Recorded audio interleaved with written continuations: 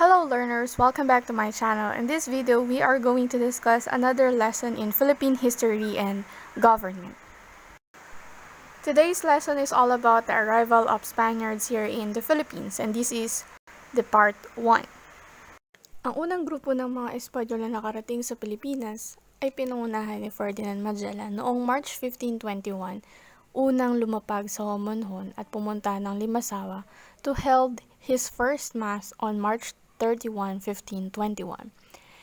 Si Ferdinand Magellan ay isang Portuguese navigator attempting to sail all around the world for Spain, and he left Spain on September 20, 1519 accompanied by 5 ships with 250 men. Sa kanilang paglalakbay, nakaranas sila ng food shortage and they were forced to eat leather and drink salt water. Nakarating sila sa isla ng Homonhon na ngayon ay tinatawag na Giwan Eastern Samar. Naging maganda ang pakikitungo ng mga datong nakadaupang palad niya sa isla, maliban na lamang kay Lapu-Lapu. Nahirapan si Magellan na makumbinsi at mapasunod si Lapu-Lapu, kung kaya nagmeet siya ito ng isang labanan sa Mactan. Sa kasamang palad, nabigo si Magellan na mapatumba ang grupo ng dato. Namatay siya sa labanan at buong tapang naman na ginapi ng grupo ni Lapu-Lapu ang natitirang mga kasamahan ni Magellan. Mula sa pagkakagapi ni Magellan sa grupo ni Dato Lapu-Lapu, 44 na taon bago pa nakabalik muli ang Espanyol o ang mga Espanyol sa Pilipinas sa pangunguna o pamumuno ni First Royal Governor Miguel Lopez de Legazpi. Una siyang nakarating sa Cebu na nagmula pa sa New Spain na tinatawag ngayon na Mexico. Manila remained the center of Spanish civil, military, religious, and commercial activity in the islands. 6 years later, after defeating a local Muslim ruler, he established his capital at Manila, a location that offered the excellent harbor of Manila Bay, a large population, and proximity of the ample food supplies of the Central Luzon rice lands. At ito ay sa pangunguna ni Miguel Lopez de Legazpi. Nagsimula nang mag-establish ng mga sangay kung saan mas mapapalago o mapapadevelop ang nasabing lugar. The islands were given their present name in the honor of Philip II of Spain, who reigned from 1556 to 1598. Aims of Spanish colonization in the Philippines. May tatlong layunin ang mga Espanyol kung bakit sinakop nila ang Pilipinas. Una ay ang mapalaganap ang nasabing relihiyon, walang iba kundi ang Kristyanismo, to spread the Christianity. Second, para magkaroon ng economic wealth ang kanilang naturang bansa. Third, political grandeur. Magiging isa sa mga pinakamakapangyarihan ang nasabing bansa kung magkaroon nito ng pagkakataon na mapalago ang kanilang wealth or economic wealth, to acquire a share in the spice trade, such as gold, and acquire wealth to become rich and powerful, and at the same time, to be the greatest empire in the world, to be the most powerful country, and to have that glory. And of course, yung una, to spread of Christianity, mahalaga na mapakonvert ang kanilang mga masasakop na bansa to Christianity. Allow me to share the colonial government of Spain, pinangungunahan ng kanilang hari, ang hari ng Espanya. So, noong mga panahon na yon, ang kanilang hari ay si King Philip II, also known as Philip the Prudent of the House of Habsburg. He was unarguably the most important ruler in Spanish history. He was born in 1527, wherein he led Spain to the height of influence and power, and also of its artistic, literary, and musical excellence. Under ng King of Spain, syempre ang iba't ibang mga sangay na makikita nyo sa litrato. Unahin na natin ang executive branch na pinangunahan ng Governor General. So, the executive branch carries out and enforces laws. Sa panahon ngayon, It includes the President, Vice President, the Cabinet, executive departments, independent agencies and other boards like commissions and committees. Pero nung panahon nila, ito ay pinangungunahan ng Gobernador General. Next, the judicial branch interprets the meaning of laws, applies laws to individual cases, and decides if laws violate the Constitution. At ito ay pinangungunahan ng mga royal audiencia, residensya, and iba pang governor generals. Sumunod, provincial government na pinangungunahan ng alcalde mayor. The provincial government has the power to enact or amend laws and programs related to the following. Pero hindi natin babanggitin yung part na yon. Municipal governments ang kasunod. They are responsible for providing many of the services within their local boundaries that you rely on your daily, including the strategic land use, kagaya na lamang ng mga facilities na dapat ma-maintain, parks, streetlights, and stadiums. Noong mga panahon na yon, ang nangunguna para dito ay ang mga korehidor. Next, we have the city government, ayuntamiento. Nakapaloob doon ang ilang mga alkalde, ang mga mayor or mayor. Sumunod ay ang mga pueblos or towns. Gobernadorcillos naman ang nangunguna dyan. Sumunod ay ang baryo. Cabeza de barangay ang nangunguna sa bawat baryo.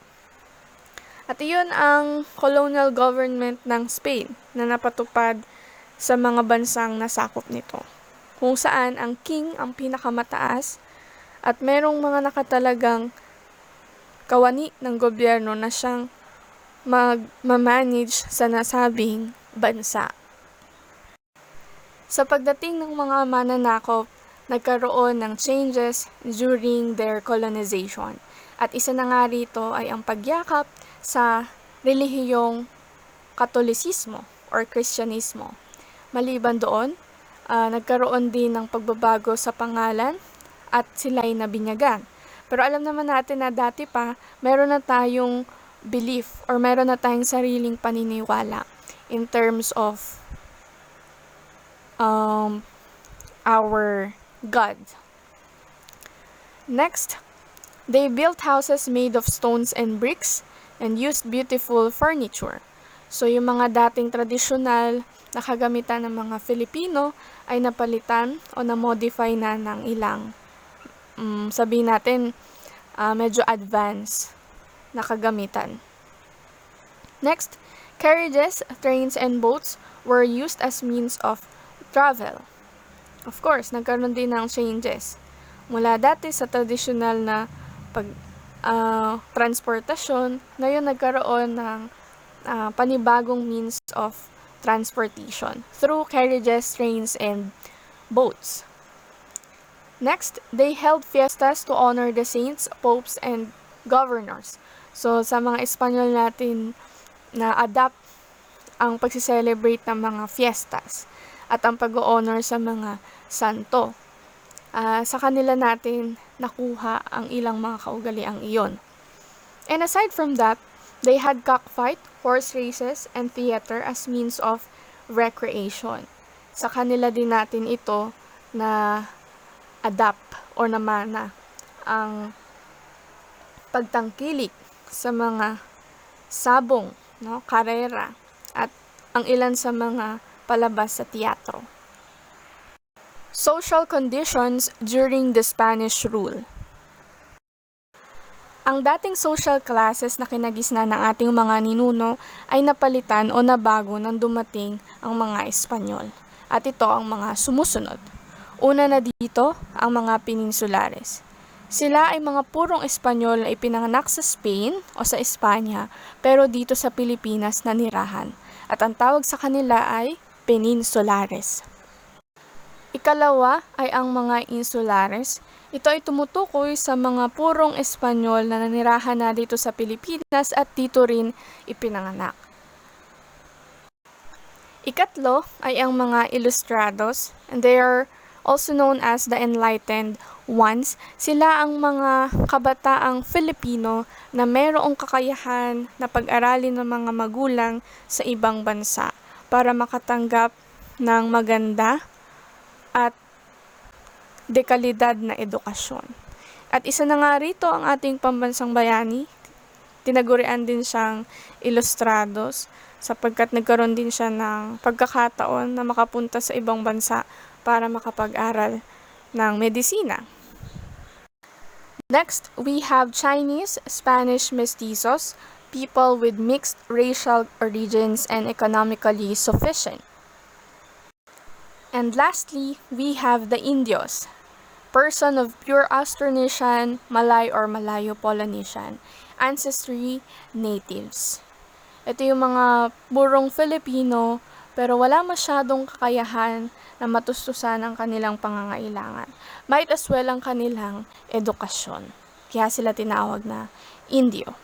Sa kasalukuyan, maaari silang ikumpara sa mga taong nasa laylayan ng lipunan. At sila ang mga Indios. Economic condition during the Spanish rule. The Spaniards implemented economic programs which are mainly about land ownership and taxes. The programs are encomienda, hacienda, imposition of different kind of taxes, galleon trade, monopoly, and polo-y servicios. The encomienda is a land ownership system with the use of titulo as proof of ownership. The landlords are called encomiendero. They are the ones who collect the taxes or rent from the residents of their land. A hacienda is a large ranch or plantation designed to keep people working on a piece of land. And to support the colony, several forms of taxes and monopolies were imposed. We have the direct. The tithe is the payment of 10% of an individual's annual income to the government. Ito yung mga buwis na nakalaan para sa gobyerno. Next, we have the sanctorum. It is the tax being paid as support to the church. Ang sanctorum ay isa namang buwis na nakalaan para sa simbahan. And last, we have the tribute or buwis. It is the tax or rent given to the landlord para dun sa mga nangungupahan ng lupain, para pagsakahan at pagtaniman, kinakailangan nilang magbigay ng tribute or buwis para dun sa mga may-ari ng lupa. Kung meron tayong direct tax, meron naman ding indirect tax. Also collected was the bandala, an annual enforced sale and requisitioning of goods such as rice. Custom duties and income tax were also collected. And by 1884, the tribute was replaced by the cedula personal. Ito yung papel na ipinapakita sa mga Guardia Civil kapag pinagsuspetsahan ka nila ng kakaiba. Para masabi na ikaw ay pure supporter na nasabing gobyerno, kinakailangan mong kilalanin ang kanilang mga patakaran. At isa na nga dito yung pagkuha ng sedula, wherein colonists were required to pay for personal identification. The local Gobernador Silius had been responsible for collection of the tribute. We do also have the forced labor or polo-y servicio. It is the forced labor for 40 days of men ranging from 16 to 60 years of age who were obligated to give personal services to community projects. One could be exempted from it by paying the falya, a daily fine of 1.5 real. And in 1884, labor was reduced to 15 days. The polo system was patterned after the Mexican repartimiento, selection for forced labor.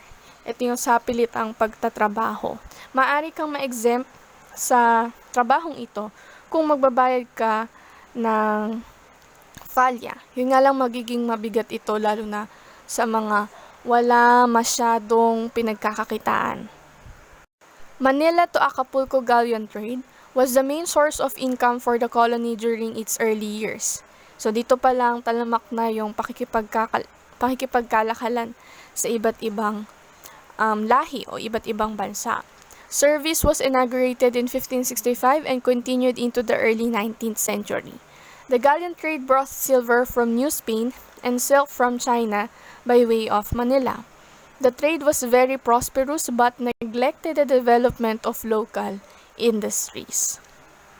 Thanks for watching. See you in my next one. Please like, leave a comment, subscribe, and hit the bell button for more lessons to learn. Bye!